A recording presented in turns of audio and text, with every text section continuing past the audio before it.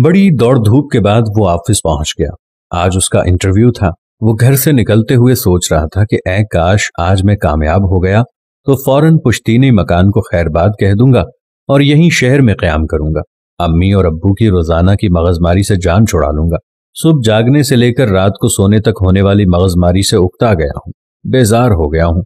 सुबह गुसल खाने की तैयारी करो तो हुक्म होता है पहले बिस्तर की चादर दुरुस्त करो, फिर गुसल खाने से निकलूं तो फरमान जारी होता है नल बंद कर दिया करो, तौलिया सही जगह पर रखा करो, हर वक्त यूं ही फेंक देते हो। नाश्ता करके घर से निकलने का सोचूं तो डांट पड़ती है कि पंखा बंद किया है या चल रहा है। नौकरी मिली तो घर छोड़ दूंगा। ऑफिस में बहुत से उम्मीदवार बैठे बॉस का इंतजार कर रहे थे। 10 बज गए थे। उसने देखा पैसेज की बत्ती अभी तक जल रही थी। अम्मी याद आ गई तो बुझा दी। ऑफिस के दरवाजे पर कोई नहीं था। बाजू में रखे वाटर कूलर से पानी रिस रहा था, उसको बंद कर दिया। वालिद साहब की याद आ गई।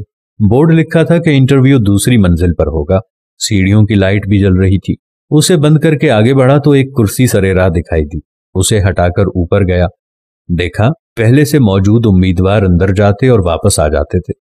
फिर पता चला कि वो एप्लीकेशन लेकर कुछ पूछते ही नहीं है, बस फौरन वापस भेज देते हैं। मेरा नंबर आने पर मैंने अपनी फाइल मैनेजर के सामने रख दी। तमाम कागजात देखकर मैनेजर ने पूछा कब से ज्वाइन कर रहे हो। उनके सवाल पर मुझे यूं लगा जैसे आज 1 अप्रैल हो और ये मुझे फूल बना रहे हैं। उन्होंने ये महसूस कर लिया और कहा अप्रैल फूल नहीं, हकीकत है। आज के इंटरव्यू में किसी से कुछ नहीं पूछा जा रहा है, सिर्फ सीसीटीवी में उम्मीदवार का बर्ताव देखा जा रहा है। सब उम्मीदवार आए मगर किसी ने नल या लाइट बंद नहीं की सिवाय तुम्हारे। मुबारकबाद के मुस्तहिक हैं तुम्हारे वालिदैन, जिन्होंने तुम्हें तमीज और तहजीब सिखाई है। जिस शख्स के पास सेल्फ डिसिप्लिन नहीं है वो चाहे जितना होशियार और चालाक हो, मैनेजमेंट और जिंदगी की दौड़ में पूरी तरह कामयाब नहीं हो सकता। ये सब हो जाने के बाद मैंने पूरी तरह तय कर लिया कि घर पहुंचते ही अम्मी और अब्बू से माफी मांगूंगा और उन्हें बताऊंगा कि छोटी छोटी बातों पर रोकने और टोकने की बातों ने मुझे जो सबक पढ़ाया है उनके मद्दे मुकाबिल मेरी डिग्री की कोई अहमियत नहीं। जिंदगी के सफर में तालीम ही नहीं, तहजीब का अपना मकाम है। आज वो लोग जो अपने माँ बाप से नाला नजर आते हैं कि उन्होंने हमें फलां बात से क्यों डांटा, उन्होंने हमें फलां बात से क्यों रोका, तो जिंदगी की प्रैक्टिकल लाइफ में जैसे ही वो पहुंचते हैं तो उनको वो माँ बाप की दी हुई तरबियत याद आती है। क्योंकि प्रैक्टिकल लाइफ में जिंदगी की दौड़ धूप में सिर्फ वही लोग कामयाब होते हैं जिन्होंने बचपन में तहजीब सीखी होती है, जिन्होंने तमीज सीखी होती है। जैसा कि उस ऑफिस में मैनेजमेंट ने पढ़ाई पर नजर नहीं डाली, किसी की कोई काबिलियत पर नजर नहीं डाली गई।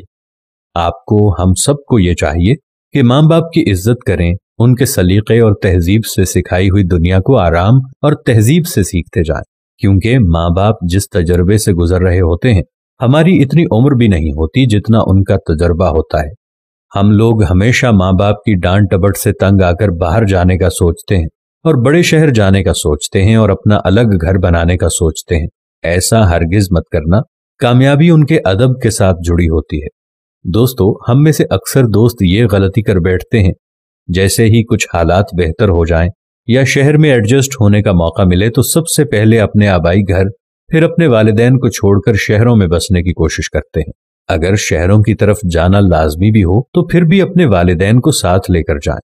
अल्लाह से दुआ है जिनके वालिदैन हयात हैं, अल्लाह उन्हें सेहत और तंदुरुस्ती वाली जिंदगी अता फरमाए, और जिनके वालिदैन इस दुनिया फानी को छोड़कर चले गए हैं उनकी बख्शिश फरमाए। आमीन तुम्मा आमीन। उम्मीद करते हैं हमारी आज की वीडियो भी आपको जरूर पसंद आई होगी और सदक़ाए जारिया समझते हुए आप इसे अपने दोस्तों और रिश्तेदारों के साथ भी जरूर शेयर कीजिएगा ताकि इस्लाह का ये सिलसिला हमेशा जारी रहे। जज़ाकल्लाह।